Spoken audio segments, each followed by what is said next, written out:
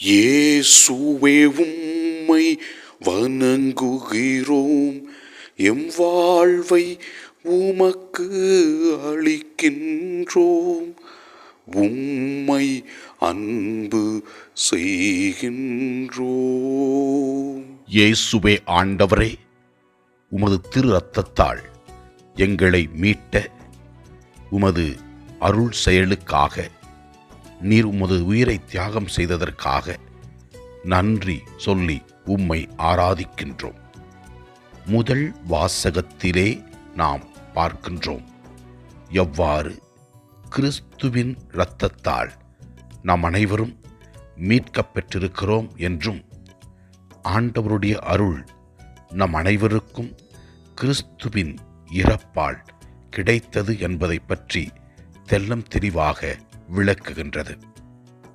நற்செய்தி வாசகத்திலே ஆண்டவர் இயேசு கிறிஸ்து தனது இறப்பை பற்றி வெளிப்படுத்துகின்றார்.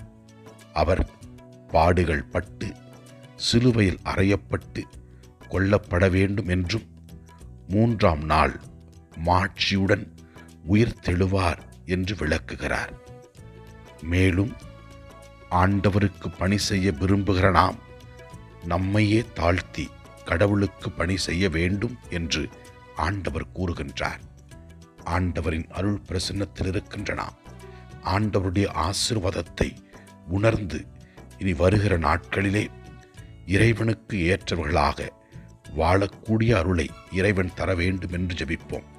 இயேசுவே, எங்களுக்காக உமது உயிரை தியாகம் செய்தவரே, எங்களை மீட்டெடுத்தவரே, எங்களை பாவத்திலிருந்து விடுதலையாக்கியவரே, இனி வருகிற நாட்களில் நாங்கள் பாவத்திற்கு அடிமையாகாமல், தீய எண்ணங்களுக்கு அடிமையாகாமல், நல்ல சிந்தனைகளை பெற்று நல்ல செயல்களை செய்கிற மக்களாக வாழக்கூடிய அருளை தர வேண்டும் என்று ஜெபிக்கிறோம்.